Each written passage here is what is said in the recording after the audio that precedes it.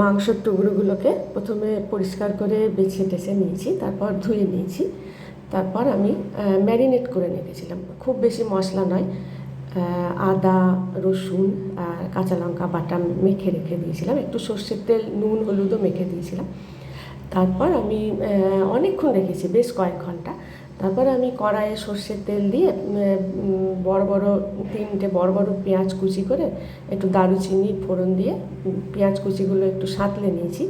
সাঁতলে নিয়ে মাংস দিয়ে আমি ম্যারিনেট করা মাংসগুলো দিয়ে আমি বেশ ভালোভাবে কষিয়ে নিয়ে গরম জল ঢেলে কুকারে সেদ্ধ করে নিয়েছি।